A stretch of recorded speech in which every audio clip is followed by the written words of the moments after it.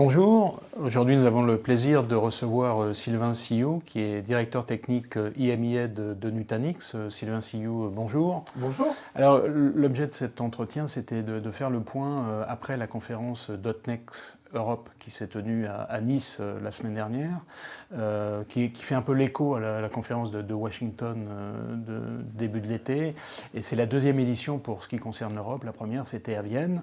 Est-ce que déjà on peut avoir une impression générale de cette conférence et quelles sont les grandes tendances qui ont pu se dessiner?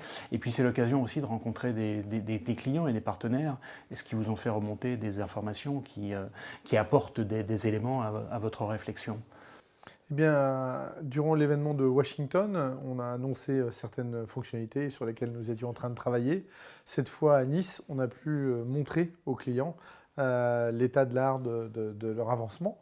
Et on a eu un retour plus que positif. Certaines fonctionnalités sont très attendues. Donc on a cette nouvelle release, la 5.5, qui va arriver d'ici la fin de l'année, avec des choses comme la réplication near synchrone, c'est-à-dire qu'avant on faisait de l'asynchrone ou du synchrone. Là, on va pouvoir descendre de l'ordre de la minute en termes de réplication. Et quel que soit l'hyperviseur, c'est parmi les choses qui étaient très attendues. Donc là c'est des clients et aussi des partenaires, donc, parce que les partenaires dans votre écosystème, c'est très important. Donc ils étaient largement présents à cette occasion-là? Eh bien, on avait 30 partenaires technologiques sponsors de l'événement. Et on a eu des annonces, par exemple autour de la sauvegarde, où Veritas vient d'annoncer le support d'AHV pour la sauvegarde.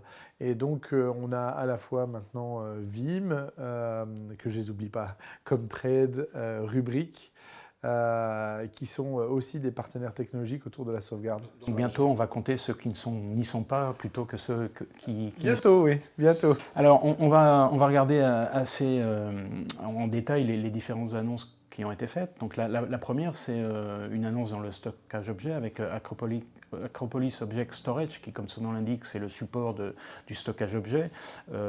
C'est une tendance qui est très forte. Hein. Red Hat a fait une annonce avec CEF3 la semaine dernière dans ce domaine-là. Alors pour vous, quel est l'intérêt de cette annonce? L'idée, c'est que sur cette plateforme que nous avons conçue, que l'on veut une plateforme de cloud interne, on ait les services similaires ou équivalents aux plateformes de cloud public. Et il existe beaucoup de développements qui utilisent S3, l'API de S3, d'Amazon S3. Et donc, on va amener là le même service sur cette plateforme que celle d'Amazon S3, et ce qui fait que tous les développements seront directement réutilisables sans transformation sur la plateforme. Ce qui veut dire que ça procède un peu de l'idée dont on a déjà parlé ensemble, qui est qu'on offre exactement rigoureusement les mêmes services, à la fois sur le cloud public et sur une infrastructure Nutanix, de telle sorte que le basculement entre les deux se fasse de manière totalement transparente. C'est cela. Et à la fois sur les nouveaux services, tels qu'on les a vus, et puis à l'inverse, les applications classiques, qu'elles aient dans le cloud de Google le même type de résilience que ce qu'elles ont en interne. Donc on a vraiment cette hybridation possible entre les deux mondes. Et le stockage objet, c'est un élément très important aujourd'hui, dans le monde d'aujourd'hui, parce qu'on a aussi, rappelons, le stockage en mode bloc et le stockage fichier, qui sont plutôt des historiques, enfin, si je puis dire. Donc le stockage objet, c'est une demande très forte de la part de vos clients? Les gens qui développent les nouvelles applications avec de la sauvegarde, etc., utilisent souvent des scripts qui vont s'appuyer sur du stockage objet pour venir stocker ces sauvegardes. Et donc, on parle de buckets, et à l'intérieur, il y a des répertoires, des fichiers, etc. Et donc, toutes ces procédures qui ont été développées, on va pouvoir les utiliser de deux côtés sans aucune modification. Et c'est vraiment la demande que l'on a de la part des clients. Bon, sans besoin de rappeler que S3, c'est un peu le standard dans le domaine, évidemment. Un petit peu, oui. C'est pour ça que vous l'avez choisi. Alors ça, c'était la première catégorie d'annonces. Une deuxième concerne les objets connectés. Bon, ça aussi, c'est une tendance très forte. Et l'idée qui réside là, c'est que, en fait, la question, c'est de savoir comment on va organiser, équilibrer tout ce qui est traitement en local et traitement en central.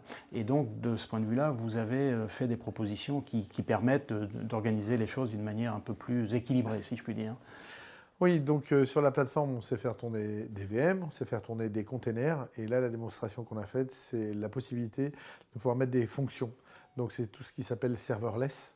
C'est-à-dire qu'on va pouvoir implémenter des fonctions pour capter des données de type IoT, donc venant de capteurs divers, de faire le minimum de transformations nécessaires en local avant d'injecter ces données dans le cloud pour des calculs plus approfondis. L'intérêt de ça, c'est ça permet de réduire le volume des données qui vont transiter sur le réseau, ou est-ce qu'il y a d'autres intérêts à organiser les choses comme ça? Ce qu'on voit bien sur ce volume d'informations, c'est qu'on appelle ça le cloud edge. C'est vraiment sur la brèche entre le cloud et l'interne, la périphérie, où là, on se retrouve avec des choses soit à calculer dans un sens avant de les injecter, ou bien dans l'autre sens, faire du caching d'informations pour pouvoir être très interactif dans l'analyse que l'on va en faire. Donc ça, c'était une deuxième catégorie d'annonces. Et puis, il y en a une troisième qui concerne donc la solution d'orchestration et d'automatisation, Calm, qui est,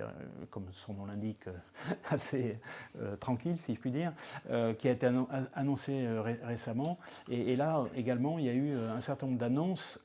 En gros, l'idée, c'est que cette plateforme apporte des fonctionnalités, donc comme on l'a dit, d'automatisation, orchestration, et puis éventuellement la possibilité à terme de plugger des fonctions complémentaires. Est-ce que c'est un peu ça? Alors, ça permet surtout d'automatiser les opérations autour des applications pour Cloud Application Lifecycle Management.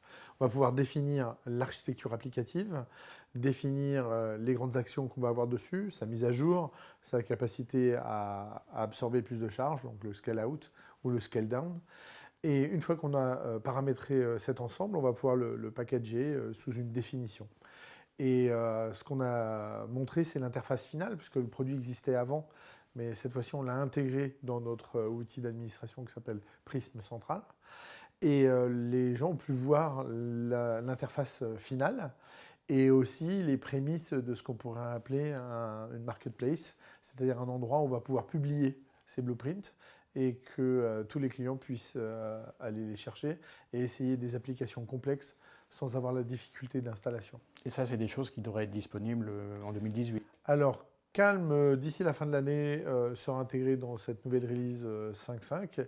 Et courant 2018, on va avoir beaucoup d'évolutions applicatives, beaucoup d'évolutions fonctionnelles au sein du produit. Et donc vous parliez d'automatisation, donc l'idée c'est de paramétrer des choses et ensuite qu'elles se fassent de manière automatique, hein, c'est un peu ça l'idée, mais est-ce qu'il y a aussi la possibilité avec des technologies type machine learning de faire évoluer ce paramétrage de manière elle aussi automatique, c'est-à-dire qu'on n'ait pas à régler à chaque fois pour s'adapter aux situations nouvelles? On peut imaginer analyser le fonctionnement d'une application et après ça déclencher en fait des opérations qu'on aurait préparamétrées dans la définition de l'application. Le gros intérêt, c'est qu'on n'a pas besoin de comprendre la complexité interne de l'architecture applicative pour lancer des actions dessus. Et tout à fait, on peut imaginer à l'extérieur automatiser le déclenchement de ces actions. Donc ce sont des développements dont on aura certainement l'occasion de reparler dans les mois qui viennent. Sylvain Sillot, merci beaucoup. Merci beaucoup.